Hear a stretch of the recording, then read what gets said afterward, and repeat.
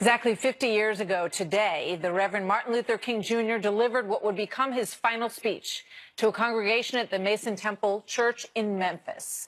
His words, spoken on the eve of his assassination, are the quote of the night.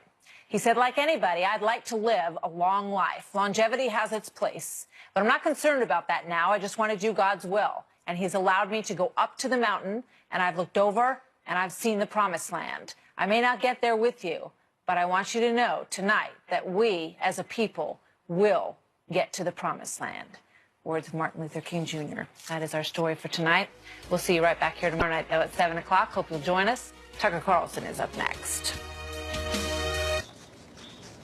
Good evening and welcome to Tucker Carlson tonight. A caravan of Central Americans was making its way across Mexico to our southern border. We'll update you on where it is as of tonight. And we'll talk to Univision anchor Jorge Ramos in just ahead.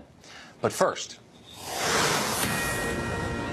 we've got a Fox News alert for you. A shooting has occurred at YouTube, its California headquarters. The shooter apparently is a woman. Fox's Claudia Cowan is standing by with new information on what happened. Claudia? Yes, and we just got a press update from the police chief here in San Bruno. Good evening, Tucker. Just a horrific scene here today at the headquarters of YouTube after a shooter opened fire inside the facility during the lunch hour. This incident left 4 victims injured. They are now being treated at local hospitals. Police say they also found a woman they suspect was the shooter dead of a self-inflicted gunshot wound. Officers just announcing that they have completed their intensive search of this massive facility and don't think there are any other suspects or victims. Police say they have recovered a handgun. Now, it's possible this may have been the result of a domestic dispute. Police have not yet confirmed that, but witnesses say they saw a woman take aim at a man who may have been her boyfriend before turning the gun on herself. Now, the names of the suspected shooter and the victims have not yet been released. We understand one man is in critical condition, but it is unclear whether he was the intended target. Tucker, this investigation is just now getting underway, but obviously a very tragic and a very scary day here in San Bruno at YouTube headquarters. Back to you. Horrifying. Claudia, thank you. Female shooters do exist, but they are much rarer than male shooters. What do we know about the profile of the suspect in this case, who apparently has died? Chad Jenkins is a former FBI special agent, and he joins us tonight. Chad, how often have you seen something like this in the course of your career? Well, Tucker, it's an anomaly. I mean, typically when you see especially a single active shooter, the overwhelming statistic is that it will be a male. So we did have this San Bernardino terrorist attack. However, that was a husband-wife team. So typically you don't see a female in an active shooter role. So the suggestion at this hour, and these things are dynamic, and we may know something very different soon, but that this was what police are describing as a domestic incident. What exactly does that mean? Well, it means most likely workplace violence or some type of a relationship gone awry in which she decided to attack at the workplace. But really, for the viewers at home, we need to really hone in that this can happen anywhere, and we as American citizens need to be prepared for this type of atrocious act to happen and have a mental plan set forth. That's the day in which we live. We cannot rely upon law enforcement or security personnel for our safety, unfortunately. Well, that's certainly the lesson of recent shootings, for sure. This took place at YouTube, part of Google, one of the biggest companies in the world. How hard would it be to get a firearm into a building like that? Well, if the individual knew the security protocols already in place, we've already heard that there was security at this facility. Right. But you can't predict the unpreventable or the unpredictable. You can only plan for it. So if a person has a will, they'll find a way to conduct this. That's why we need to really stress that individual citizens need to have a plan to go to in these horrific events. So the initial accounts of what happened in the building suggested that there might have been an ideological or religious motivation. Obviously can't endorse that, don't know if that's true. Do we know any more about that? At this time, I have not heard a motive being given by the local law enforcement. I'm sure FBI is helping in the investigation, witness interviews, things of that nature. But I have not heard what the motive was behind this perpetrated attack. Yeah, well, there's a lot we don't know, but we'll continue to follow the story as it develops. Chad, thank you. Thanks, Tucker. Republicans in Congress refused to fund a wall, so the president announced today that he plans to send the military to guard America's border with Mexico. The announcement was sparked by a convoy of more than 1,000 Central Americans that has been making its way through Mexico toward this country. Mexico's government claimed on Monday to have broken up the convoy and deported 400 people in it. But the people who are actually running that convoy say otherwise. One of them told BuzzFeed, quote, "Don't be fooled, the government isn't disbanding it. It's conceding its participants' right to apply for asylum without traveling in the shadows."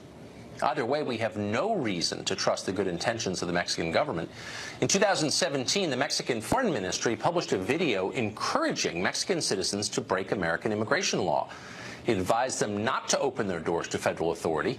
It told them to hide the fact they're there illegally. And it was not the first time the Mexican government has done this.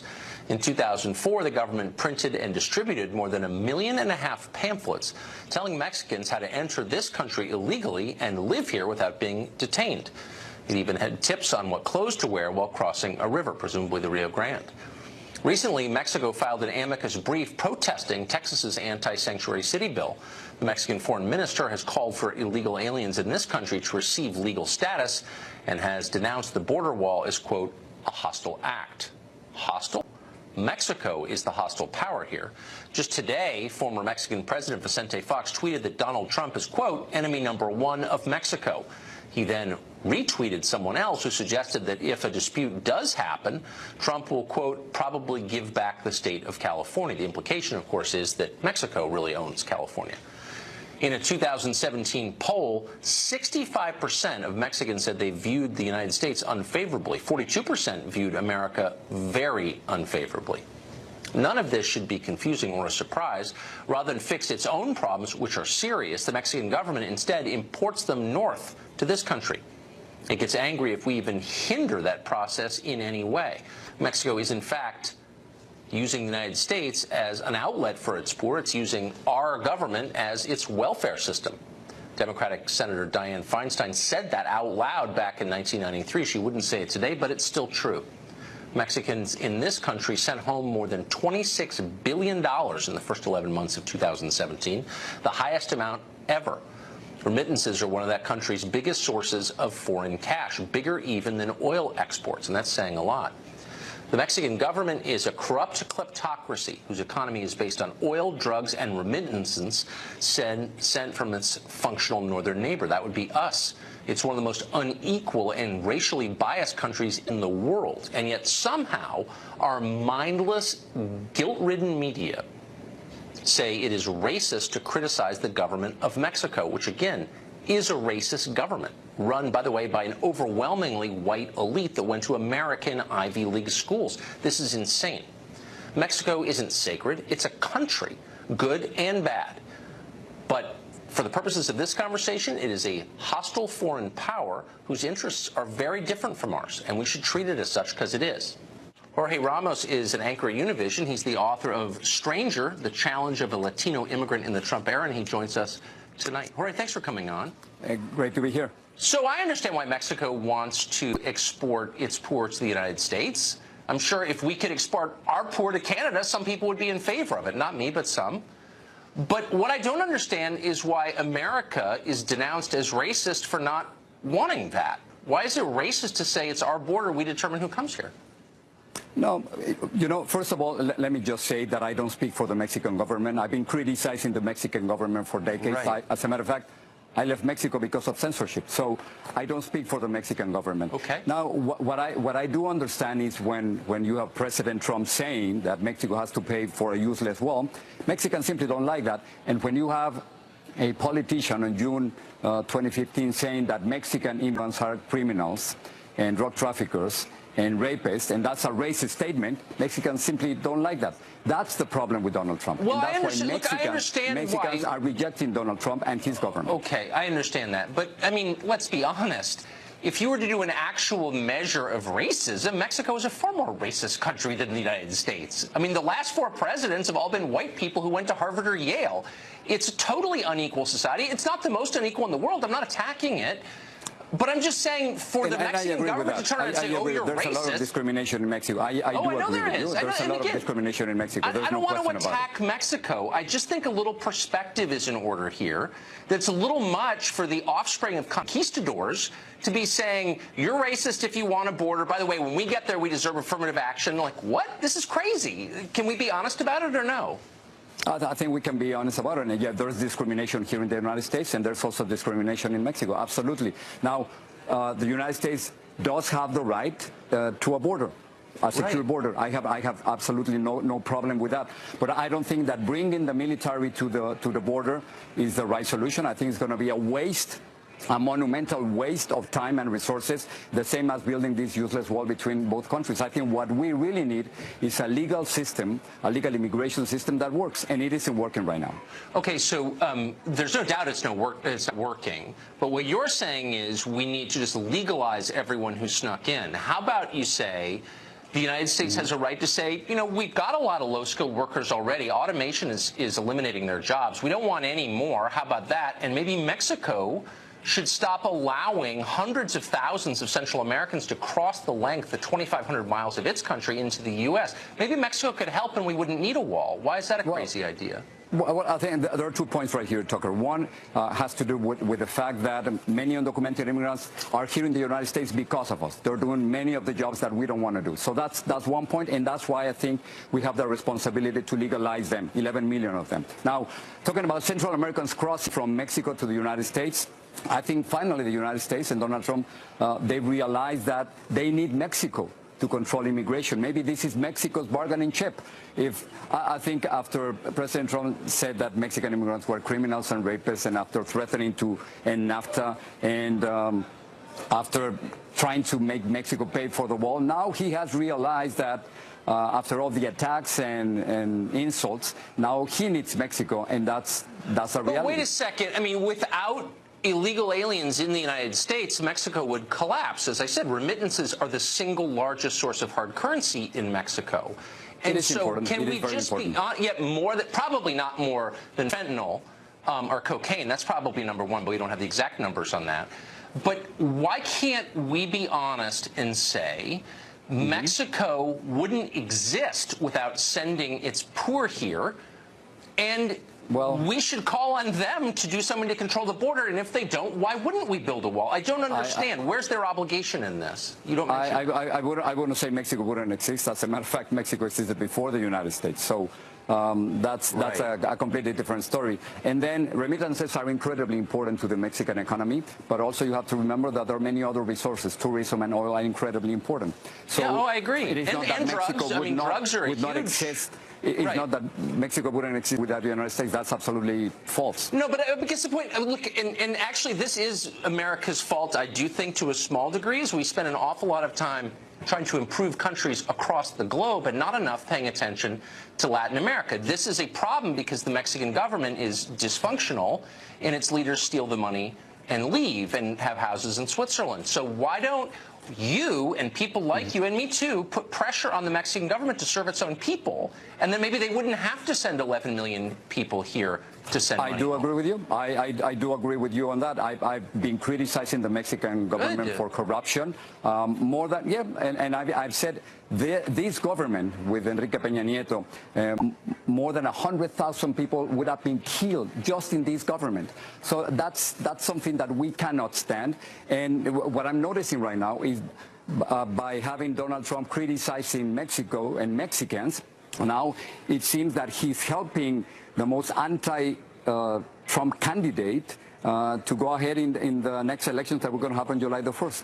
Elections that I think you're voting in, by the way, since you're a dual citizen. I am. But can we disagree on this point?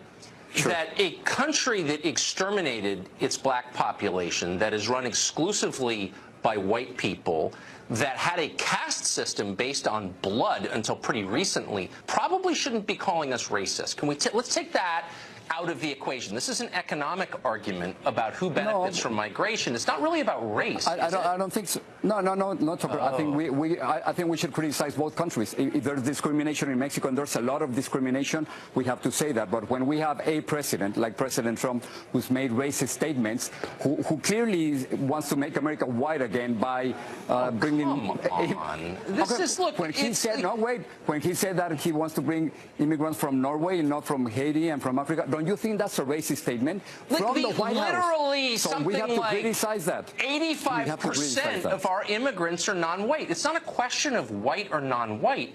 It's a question of whether Mexico gets to use the United States as its welfare system. By the way, there were two black Mexicans just deported from Mexico because they were black to countries they've never been to. That's what it's like to be African American in Mexico. Good luck with that. So let's just stop with the race stuff. There's a lot of racism in Mexico.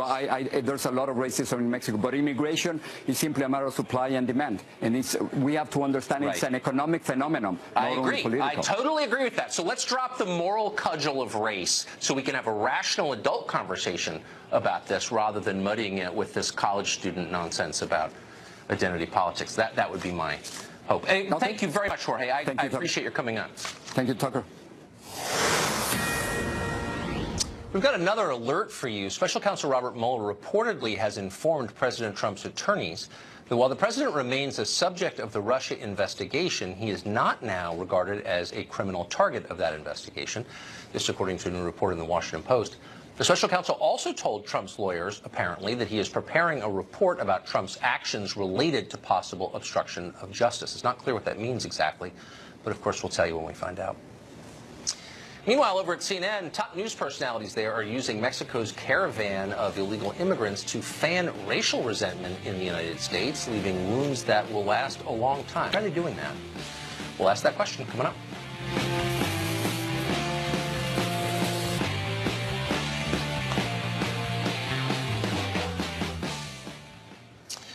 Well, as you heard in our last conversation, the conflict over the caravan pushing north from Mexico to the United States is really about economic supply and demand. And yet over on CNN, this is being framed as a narrative of racial conflict. Last night, Aaron Burnett said this. Is there any way to interpret our country as being stolen when you are referring to immigrants coming from the South as anything other than racist? Well, I mean, I think we both have to agree there's a distinction between a legal immigrant and an illegal immigrant. Now, legal immigration is something that we foster. Okay, but our country is being stolen, talking about people whose skin is brown.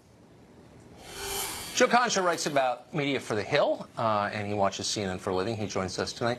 Joe, watching Aaron Burnett, who I think of as sort of reasonable, actually, not one of the crazier people on CNN, read that question off a card. I don't know the answer, but it suggests these are being written for her to fit a storyline that they are pushing that is very far from reality.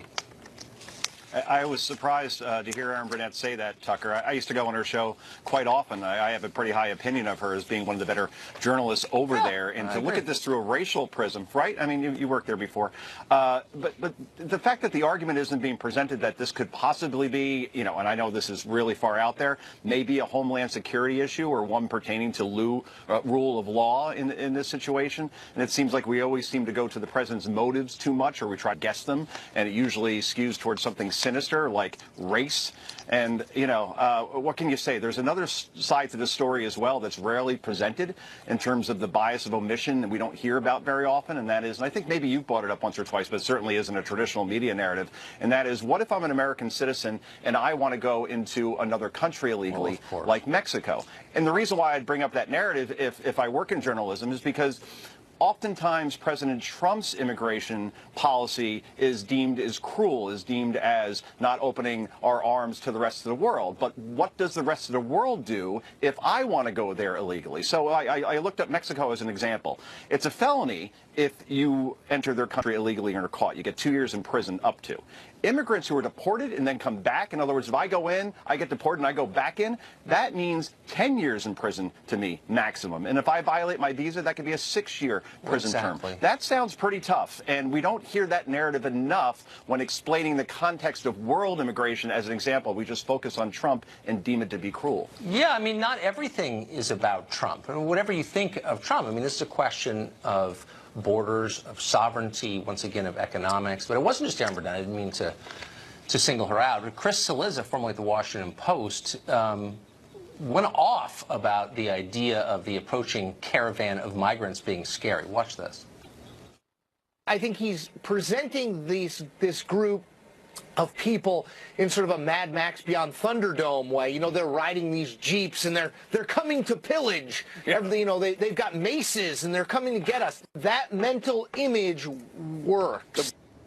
I mean, again, that's another person I sort of like over at CNN, but let's be honest, the people commenting on this live in neighborhoods whose demographic mix hasn't changed from 1960. They don't bear any of the burden of the mass demographic changes that have taken place, and so to deride anyone who's concerned about it as a nutcase seems a little much.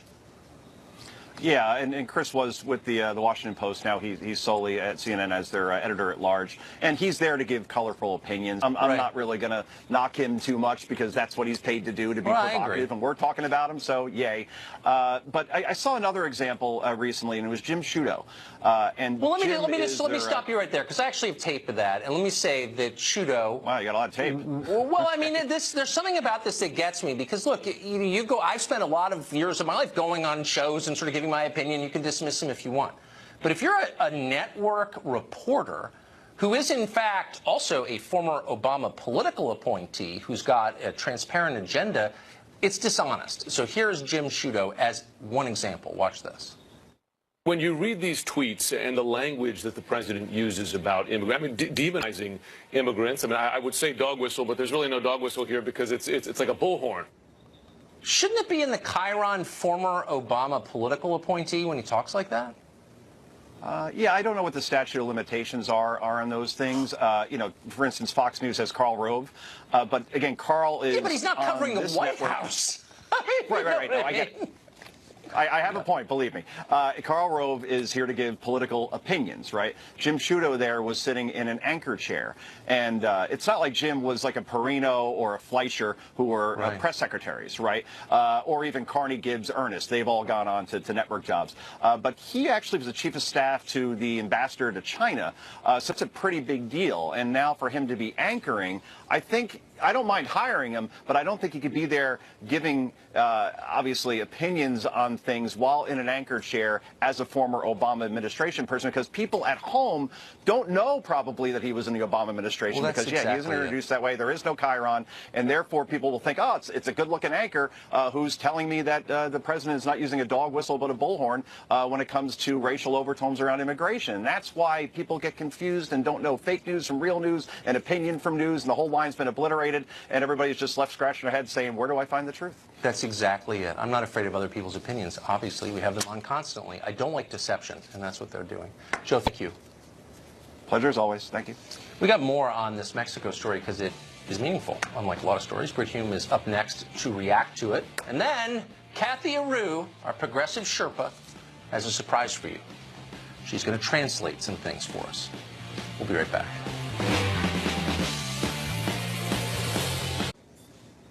DACA, Deferred Action for Childhood Arrivals, could be dead thanks to the story we've been talking about, the caravan of Central American immigrants coming up from Mexico. The president said it is too late to work out a compromise on DACA. He now says Republicans in Congress ought to use the nuclear option to pass a tough immigration bill. Will that happen? Should it happen? Brit Hume has been following this kind of thing for a long time. That's why he's our senior political analyst. Brit, what does this mean? Is this an actual change? Is this something that's going to happen anyway, and where does it go? Well, I wasn't around when the filibuster started, but I've seen a lot of arguments about the disposition of the filibuster rule, which is what we're talking about here. When he's talking about the nuclear option, he's talking about the abolition of the filibuster. Right. And the filibuster on the face of it looks like a bad idea. Instead of being able to pass something with a simple majority in the Senate, no, if somebody stands up and wants to talk or takes advantage of the filibuster rule, you need 60 votes to choke off the debate and get to a vote. That's what it comes down to. And presidents and indeed members of Congress of both sides have been complaining about this for years, but they have always held back from abolishing it completely. Nibbled at the edges of it, Tucker. They did it for Supreme Court nominees, now for other presidential appointments, but they have not done so for legislation. And there are reasons for that. First of all, anybody who's in the majority knows that before long that person may be in the minority and would look very differently upon the need for 60 votes. Yes. The other reason is that if you have to get 60 votes, that encourages bipartisanship. That encourages the enactment of legislation that at least have some support on both sides of the aisle. So those are points in favor of keeping the filibuster rule. And I don't think that the Republican leaders in the Senate are going to abolish it on the say-so of President Trump, much as he might want them to do so. Yeah. Do you think if Democrats take the Senate that the filibuster will remain in effect? Well, it has so far, and I think that Republicans and if they do take control of the Senate, of course, the president can block whatever they do with a veto, right? And that requires a supermajority to overcome. So that would not be the situation that might change the president's mind or the mind of Republicans who want to do away with it. But people like Mitch McConnell, when they were in the minority, made very effective use of the filibuster rule in order to block legislation that they didn't want. And remember that the only time that President Obama was able to do much was the first couple of years when for a period of time he had a a filibuster-proof majority. And that was how Obamacare got passed. People who are complaining about the filibuster ought to remember that for the remainder, basically, of his term, his agenda was legislatively frozen because he could not get to summon the 60 votes necessary to pass anything major. And so he couldn't. Republicans, a lot of them, and some Republican supporters liked the filibuster just fine then. They don't like it so much now. Shoe on the other foot disease. Washington has always occasioned a lot of that. That's how we got Doc. I remember that. Okay, so I need your perspective on this. I found this annoying, but maybe we're making too much out of it. So Jim Acosta, the head White House correspondent over at CNN, showed up at the annual White House Easter egg roll and started yelling. Here's part of it. Mr. President, what about the DACA kids? Are they worried about what's going to happen? Didn't you kill DACA, sir? Didn't you kill DACA? It's the second shot. So, give me some perspective on that. Is that, if you were supervising reporters, and you were bureau chief here for a long time in Washington, and one of them went to the White House Easter egg roll and started yelling, would you say good assertive journalism, crossing some line? How would you respond? Well, let me take you back to my days as a White House correspondent. Yelling questions at presidents at events where the questions and the mere questioning might seem inappropriate is a very old tradition at the White House. It's been going on for a long time. Presidents come out, they have a little photo op with somebody, and they get shouted questions. Most presidents anticipate them, some don't. None of them has ever really liked it, but nobody's ever been able to do anything about it. And in this particular instance, Acosta's question got an answer. So if the president is willing to answer the question, it's pretty hard to argue that it shouldn't have been asked. If I have objections to Jim Acosta, and I don't follow his work terribly closely, but I've seen some of the things he said in the course of his normal reporting. Mind you now, Tucker, he is a beat reporter. He's a street reporter. He's not a commentator. He's not an editorialist. He's not even an analyst like myself. And he seems perfectly free to advance his opinions about President Trump in his news coverage. If I were a bureau chief, I might find that quite objectionable. It was almost exactly 5 years ago that a White House correspondent who I supervised, who worked for me, yelled out a question at President Obama and was rude about it, honestly, but was attacked, no ruder than Jim Acosta just was, but was attacked as a bigot for doing that, almost universally in the press. The standards have changed, or am I just imagining that? No, it's just a double standard that we all have been witnessing for years, Tucker. I mean, President Obama enjoyed a certain protected status because he was African American and because he was a Democrat and a liberal. Those things do not normally apply to Republicans, particularly Republicans so universally loathed among most of our nation's news media as this president is. So he doesn't get the same kind of treatment. On the other hand, I guess it's fair to say he doesn't act like most presidents either. And true. I guess we can't get around the fact that if a guy yells a rude question and gets an answer, and the answer makes some news, which I guess his answer on DACA did, then maybe we're all better off. That's a fair point, I will say. Britt Hume, thank you. Good to see you. You bet. UC Davis has invented an entire slate of new pronouns. Watch out, Strunk and White. How can you talk to others without committing dozens of microaggressions? You don't know the answer. We don't know the answer. Kathy Aru knows the answer, and she joins us next.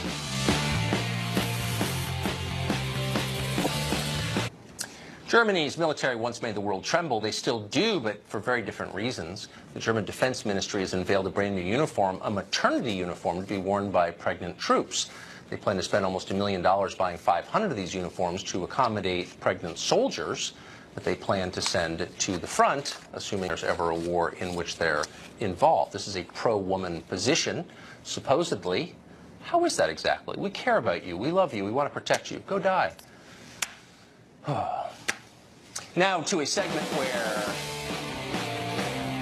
there's only one person who could answer the questions that we have tonight, and that is our progressive Sherpa, Kathy Aru, and she's joining us for perspective on a brand new development in language. At UC Davis, the LGBTQIA Resource Center has produced an online guide instructing students in the use of 8 different gender-neutral pronouns. Not he and she, those are yesterday's pronouns. The new ones include yo, z, a, n, and v. Kathy Aru is the founding publisher of Catalina Magazine, in addition to being our spirit guide through thorny questions like this one. Kathy, I'm grateful that you came tonight. I couldn't think of a single other person who might be able to explain this to us. So I want to walk you through some of these pronouns, and I want to take it as seriously as I can, because I know very soon I'll be forced to participate at gunpoint, so we might as well start now. It's not forced at gunpoint. You're going to enjoy it. Well, I think if recent history is any precedent, yes. We're laughing about this now. It'll be mandatory tomorrow. So let's start with the pronoun z. Yes. For he, she, and zer for him and her. Right. How would I ask the following sentence? Okay. Did she enjoy herself at the party?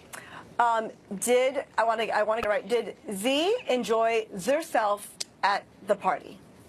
Okay, that sounds like Henry Kissinger. Okay, that sounds like a German accent. Are you sure that's right? That is absolutely correct. Yes, yes. Okay. This is in many universities have put out these pronoun guides. So yeah. So because a Germanic accent is more sensitive. I'm tracking with this now. So let's try this sentence using again Z and Zer. Of course. She cooks dishes using ingredients she has grown in her yard. It would be Z cooks dishes using ingredients Z has grown in their yard. Their yard. Yes. Their yard. Now you're a French waiter. I love this. No, okay. Great job. I'm not mocking correct. you. I'm yes. You definitely are. I don't have the cook, monsieur, please. Now we're going to move on now to co and cos. Exactly. If I'm pronouncing it correctly. You are actually, yes. Okay, so we're going to translate, if you wouldn't mind, this sentence. I don't mind. He asked himself whether his gender pronouns were mildly confusing for others. So co asked, co-self, whether cos gender pronouns were mildly confusing for others. Whoa. Yeah. Okay. Mildly confusing still, but you've cleared it up a little bit. Okay, now we're going to move to Z and her. Right. Okay, so how would I say his car broke down, so he had to walk here by himself? It would be here car broke down, so Z had to walk here by herself. And that's different from Pidgin English how? Well, this is accepted by the LGBTQIA community, and different colleges and universities going from Vanderbilt to California to Georgia have accepted these and added them to their pronoun usage grammar books. So I know a number of members of that community have never heard of any of this, but whatever. We're going to try one last one, and my producers promised me this is real. Yeah. It's yo. Yo. And this is why I think this is written by The Onion, but whatever. They promise this is real, according to the scholars at UC Davis. Yo is for he and she. Yes. Yas or yos is him or her. And, of course, yoself is for himself, herself. So how would I ask? Right. She'd better leave now if she wants to make her flight in time. So yo better leave now if yo want to make your flight on time. Yo's flight on time. Yo's flight. I'm sorry, yo's flight on time. Yes. And it could be purse, P-E-R-S. I mean, there's different, you could choose whichever pronoun you're comfortable with. So it doesn't have to be one of these pronouns. There are many.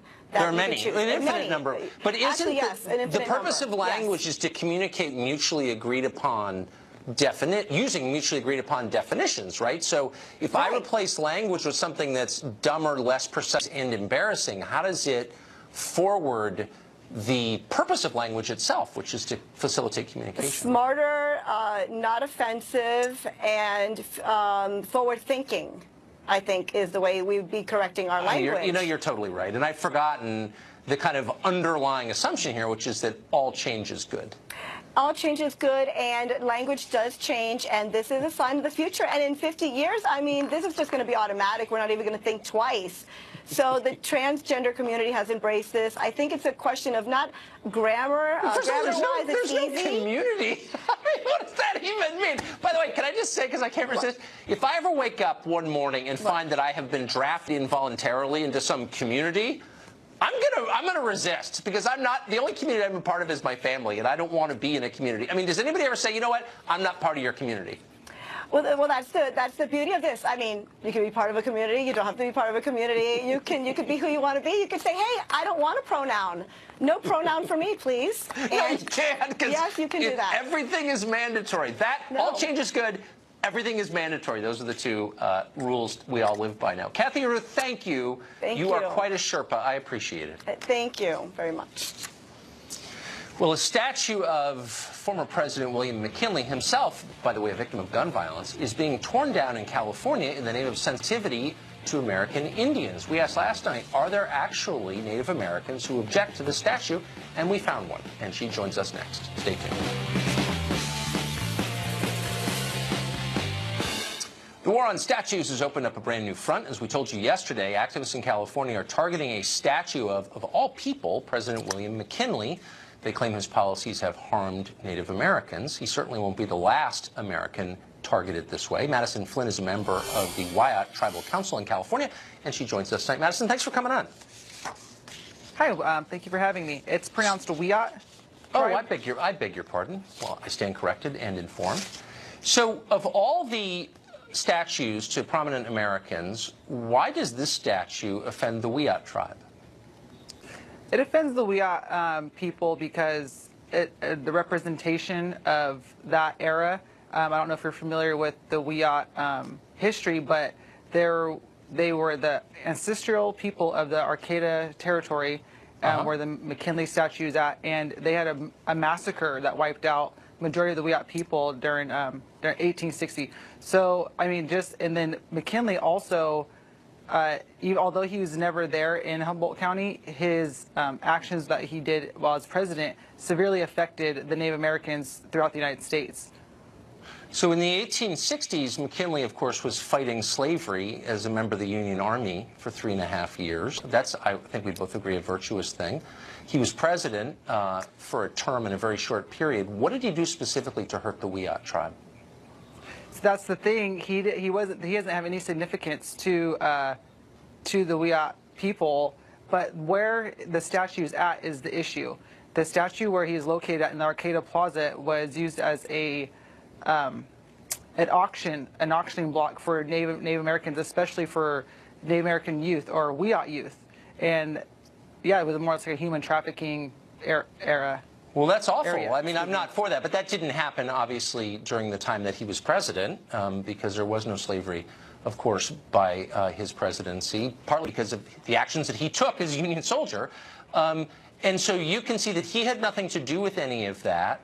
So why go to the time and expense to take his statue down? I'm sure there are people whose statues might be offensive, but why him? But where the statue's at represents the human trafficking area of the Wyatt youth of that time, and where his statue's at represents that. And so, and also after his presidency, the slavery went on after his presidency. It's just it represents a bad time for the Wyatt people, regardless. And I think it's time for his removal of his statue to put up something that represents the Wyatt people, since that is their ancestral land, and that's where they come from. So just having anything that, I mean, this is so mindless, it's hard to track. I want to take this seriously. I mean, your name, for example, is Madison. Madison owned slaves. Should you change your name? Well, you should ask my parents about my name. Well, I don't know. You can change it if you... I mean, look, I like your name. I'm not attacking your name in any way. I'm merely saying that there are certain historical figures whose presence would be offensive. I get it. I'm not discounting the idea of it, but I've asked you to explain and given you time on TV to explain what specifically about this guy warrants tearing down his statue on behalf of a people, half of whom live below the poverty line.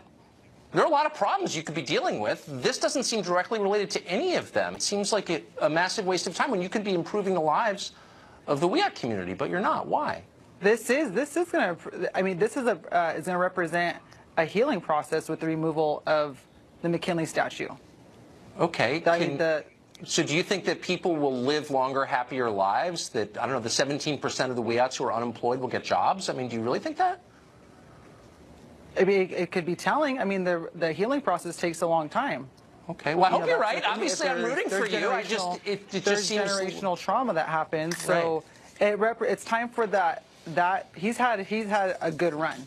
How about, he didn't do anything wrong, though. So I mean, okay, yeah, whatever. It's all so crazy. He didn't do we're out of anything in time. Humboldt County. Okay. So. Nice to see you, Madison. Thank you. We have an update on today's shooting at YouTube headquarters in California, and we'll bring that to you next.